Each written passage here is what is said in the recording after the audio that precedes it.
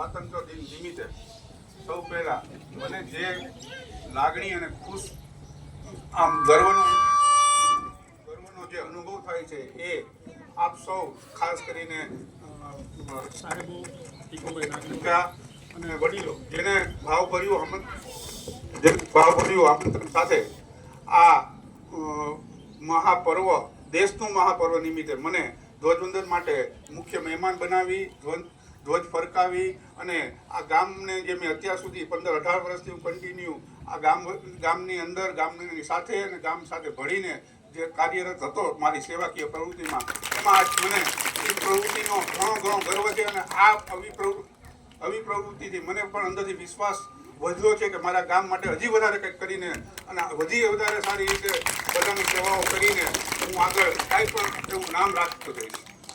સારું, હવે આ 78માં સ્વાતંત્ર્ય દિન નિમિત્તે આપ સૌ બાળકો, જે તે સમયે હું પણ તમારા જેમ બાળક હતો અને બાળક નિમિત્તે આપણે જ્યારે પ્રવચન સાંભળતા હોય ત્યારે આપણા મગજમાં એક જ વસ્તુ હોય કે આજે 2 કલાક કે 2.5 કલાક આપણે આ પ્રસંગ પૂરો કરશું અને આજે આપણે જાહેર રજા છે ને આપણે જાહેર રજાની મજા માણશું.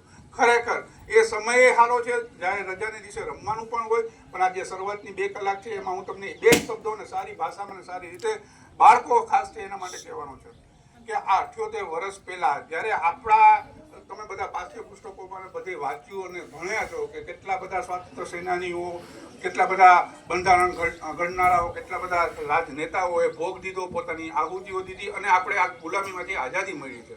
પણ ખરેખર 78 વર્ષ થઈ ગયા પછી ખરેખર હવે એ ગુલામી નથી, હવે આપણી અંદરની ગુલામી છે. શું આ ગુલામીઓ છે? તો આપણી અંદરની ગુલામીઓ છે કે આપણું ભણતર કાચું પડે છે, આપણે સ્પોર્ટ્સ સ્પિરિટ નથી. જેમ કે અત્યારે લેટેસ્ટમાં ઓલિમ્પિક થઈ રહ્યો હતો, આપણા દેશની વસ્તી 140 કરોડ છે અને એમાંથી આપણે ખાલી 6 મેડલ લઈને આવતા રહ્યા.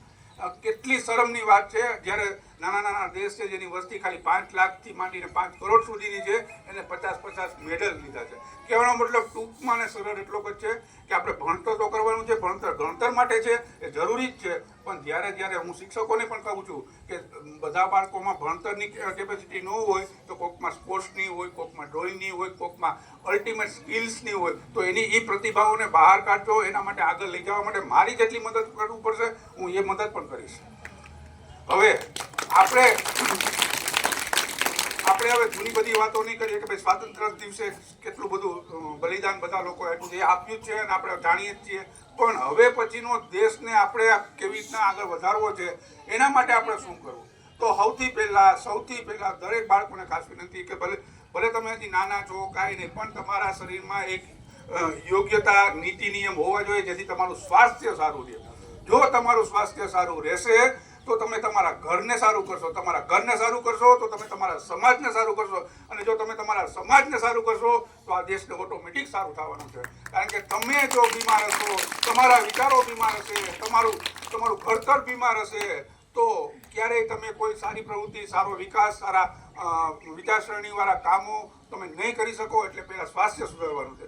જેવું સ્વાસ્થ્ય ઉપર ધ્યાન દઈએ પછી જ આપણા માટે બધું છે, ભણતર છે, ગણતર છે, સ્પોર્ટ છે, અને ખાસ કરીને આ પર્વ છે, મહાપર્વ છે, એમાં દેશ ભાવના માટે શું કરવું જોઈએ? તો દેશ ભાવના માટે હવે આપણે બીજું કંઈ નથી કરવું, પણ આ ભ્રષ્ટાચાર વિરોધી ભ્રષ્ટાચાર થઈ રહ્યો છે તો આપણે એક પણ ભ્રષ્ટાચારના કામમાં સહભાગી ન થવું જોઈએ. આપણા નીતિ નિયમો દેશને, આપણા ઘડતરને કેવી રીતે યોગ્ય રહે, બધા કરતાં કેમ અલગ થઈ શકે એવી વિચારસરણી સાથે આપણે આગળ વધવું જોઈએ.